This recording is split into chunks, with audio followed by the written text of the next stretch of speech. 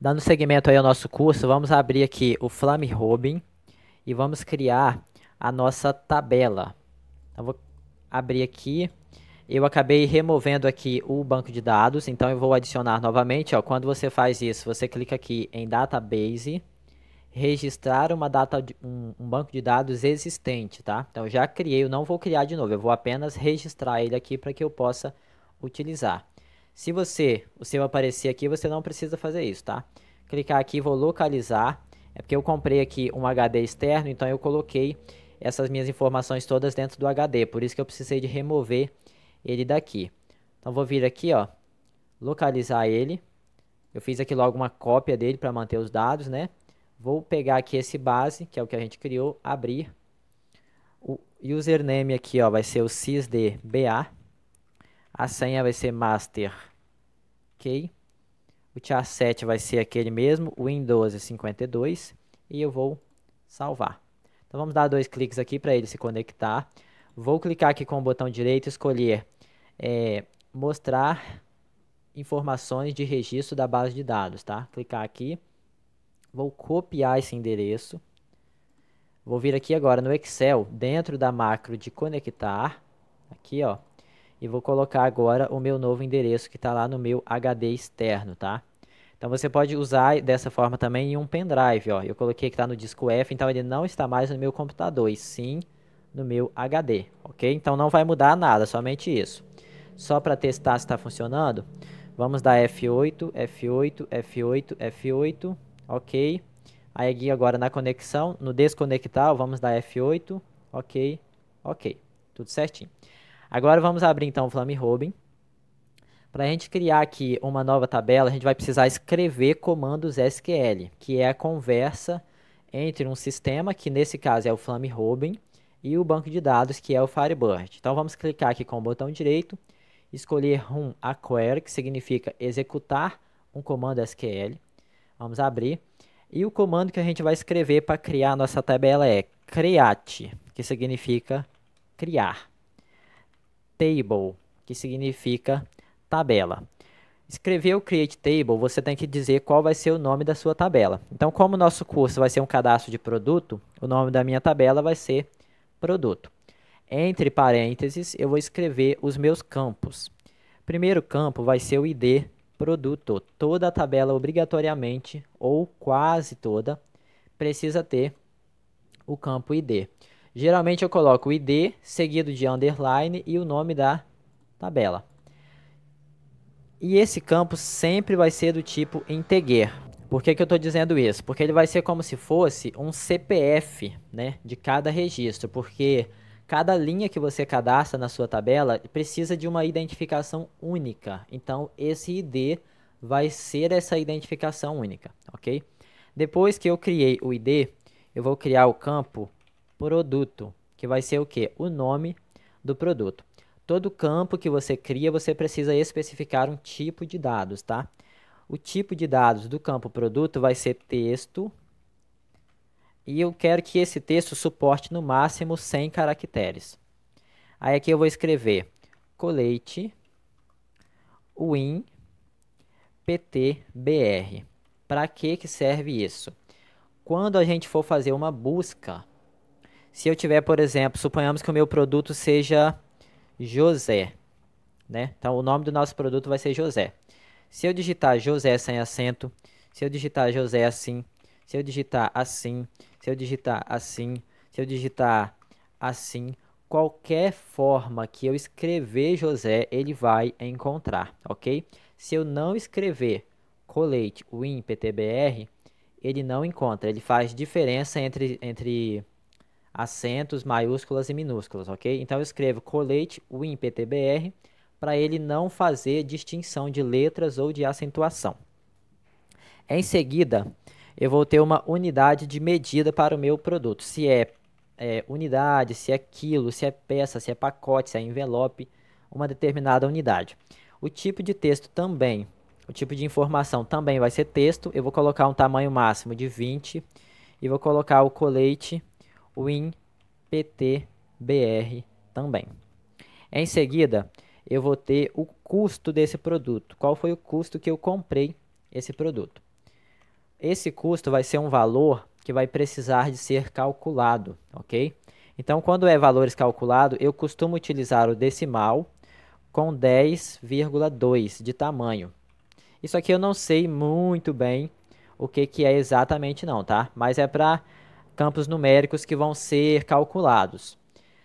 Existem outros formatos também que a gente utiliza, mas esse daqui é um dos que eu mais utilizo, ok? Depois aqui do custo, nós vamos ter a venda. Então, vamos colocar também decimal, tamanho 10,2, vírgula. Depois nós vamos ter o campo de validade, que vai ser do tipo date.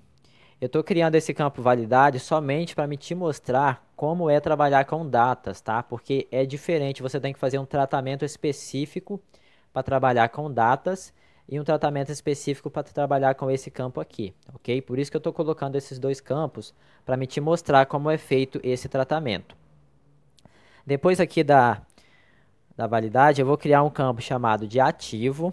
Ele vai ser do tipo char. Esse char, ele é semelhante ao varchar, só que ele é para textos que vão ser pequenos. Por exemplo, o ativo, eu vou armazenar S para sim e N para não.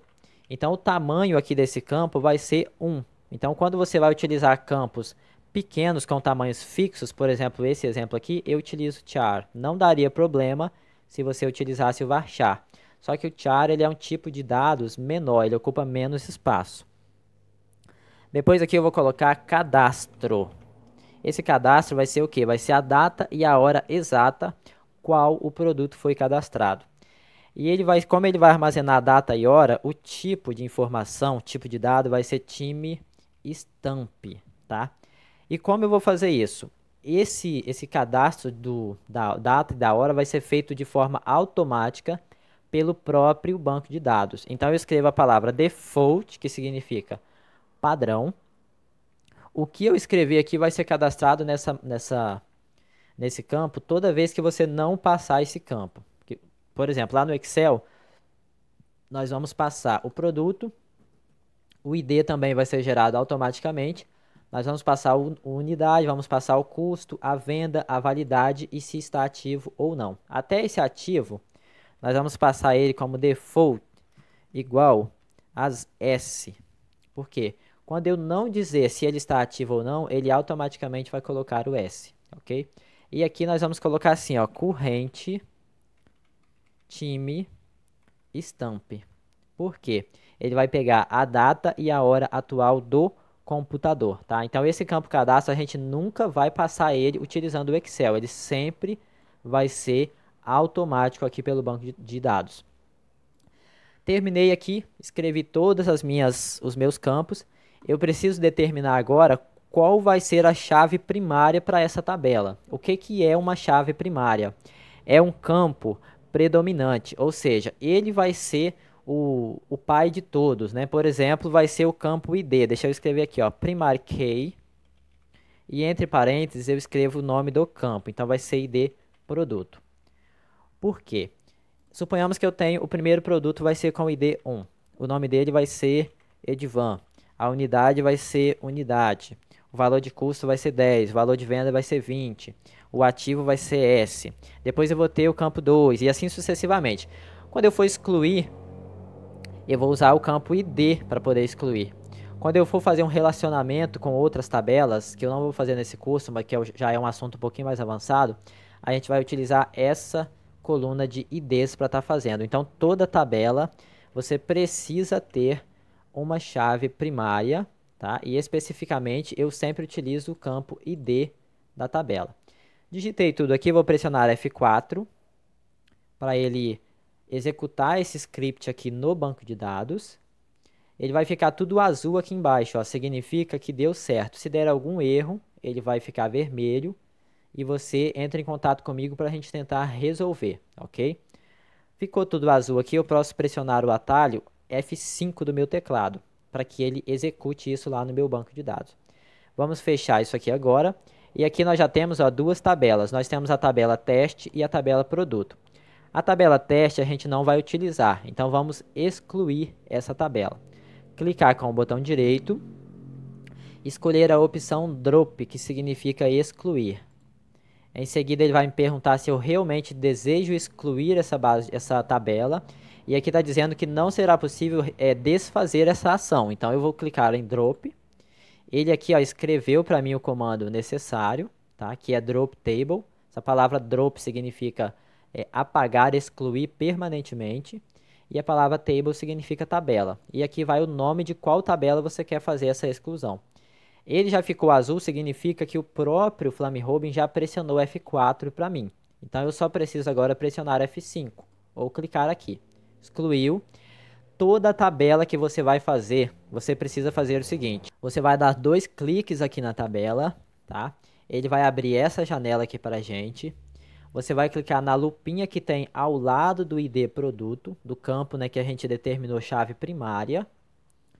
Aqui nós vamos marcar criar um novo generator e criar uma trigger, tá?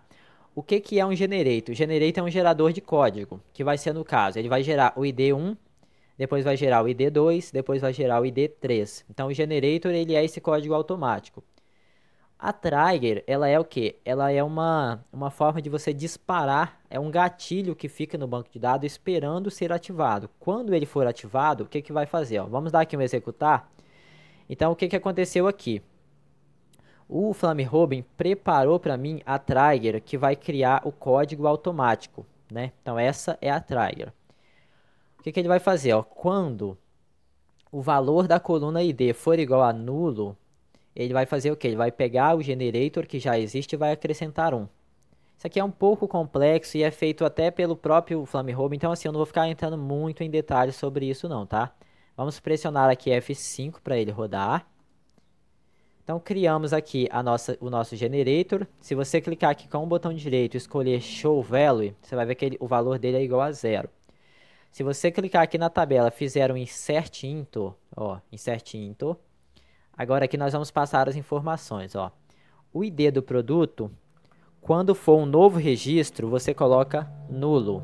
A trigger vai verificar se o valor do primeiro parâmetro é nulo. Se for, ele vai pegar o valor do generator e vai somar 1. Como ele está 0, ó, o valor vai ser 1.